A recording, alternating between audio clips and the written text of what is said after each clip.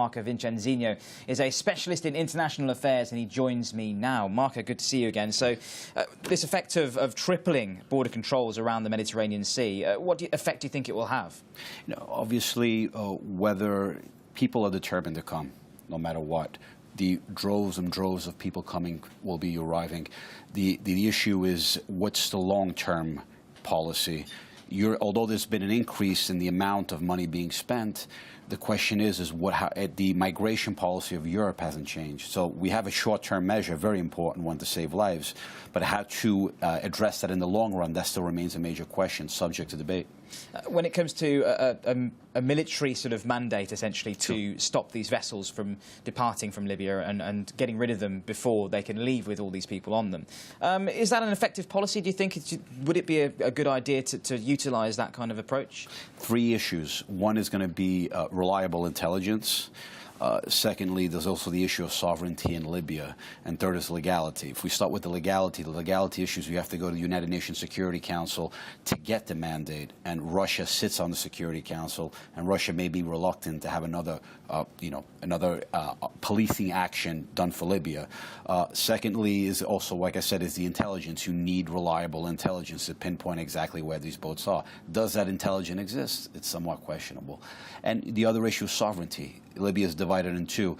The recognized government, which sits in Tobruk, and in the west, where all the migrants are arriving from, is the Islamist-leaning National Salvation Government. And today they made it clear that they will not participate or allow this action to take place where they control, unless there's some form of official recognition to them, giving them legitimacy. So that's another key issue also that's involved. When it comes to how the world sees what's going on in the Mediterranean at the moment, is it more of a humanitarian issue, or is it a political issue now that we've seen the EU leaders meeting in Brussels? Both. And humanitarian in the sense that there's people. It's an international humanitarian crisis. We've had over 1,500 deaths in just a matter of a few weeks.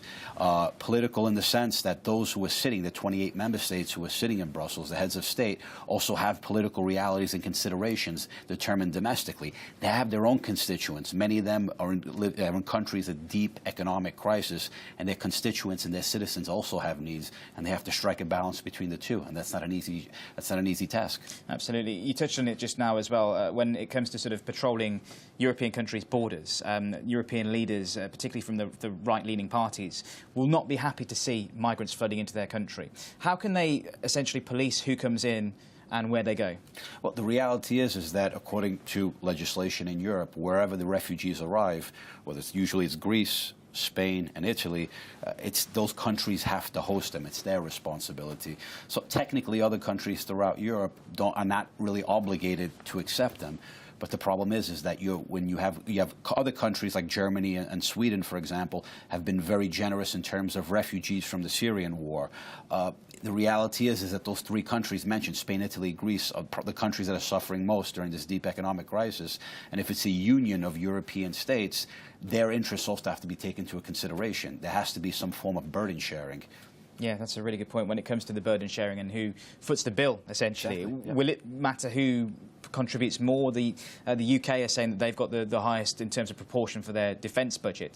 Would they be expected to contribute more than other European countries? In terms of giving resources to the search and rescue mission, I don't think that's much of an issue. The UK today will be sending vessels, will be sending warships.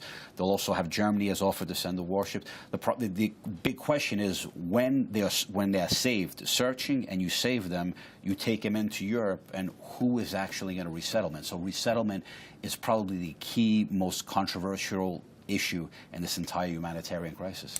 Marco Vicenzino, thank you very much indeed for that update.